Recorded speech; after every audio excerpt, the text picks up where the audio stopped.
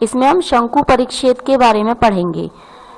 देखिए, इस मॉड्यूल में हम क्या पढ़ेंगे? शंकु परिच्छेद। जब एक ऊर्ध्वाधर रेखा को एक स्थिर बिंदु पर कोई रेखा काटती है और उसे घुमाते हैं फिक्स पॉइंट के अराउंड चारों तरफ, तो इस प्रकार हमें जो आकृति प्राप्त होती है उसे हम क्या कहते हैं?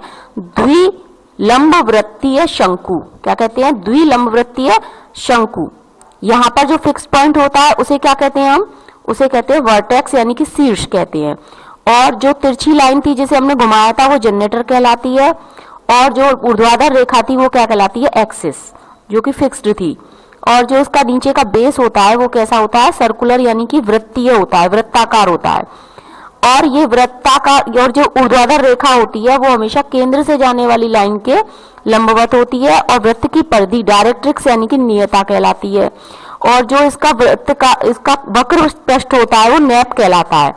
ऊपर शीर्ष के ऊपर वाला ऊपरी नैप और शीर्ष के नीचे वाला लोअर नैप कहलाता है। अपर नैप और लोअर नैप, बीच में शीर्ष है, शीर्ष के ऊपर वाला अपर नैप और नीचे वाला लोअर नैप कहलाता है। और जो ऊर्ध्वाधर रेखा और तिरछी रेखा के बीच का कोण होता है वो क्या कहलाता है? शीर्ष कोण।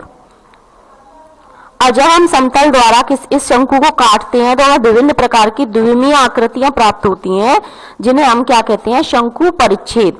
ये द्विमीय आकृतियां समतल और इसकी अक्ष के बीच के कोण पर निर्भर करती हैं, भिन्न भिन्न प्रकार की होती हैं।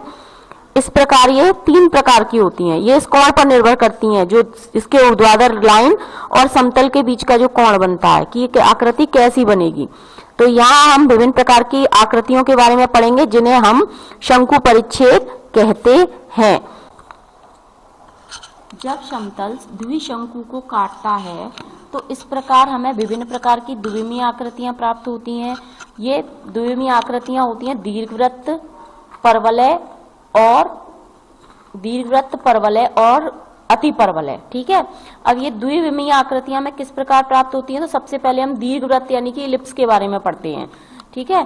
तो देखिए, इलिप्स में क्या होता है, ध्यान से देखिएगा। इसमें जब समतल किसी द्विशंकु को काटता है तो उस समय समतल व इसकी अक्ष के बीच का कोण अगर शीर्ष कोण से बड़ा हो जाए, समतल और इसकी शंकु की अक्ष के बीच का कोण इसके शीर्ष कोण से बड़ा हो जाए, तब उस कंडीशन में हमारे पास जो द्विविमीय आकृति प्राप्त होती है उसे हम दीर्घवृत्त कहते हैं। अब दीर्घवृत्त का ये एक स्पेशल केस है। अगर समतल और हमारा द्विशंकु की अक्ष परपेंडिकुलर हो जाए, तब जो हमें आकृति प्राप्त होती है उसे हम वृत्त कहते हैं। यानी कि वृत्त दीर्घवृत्त का ही एक स्पेशल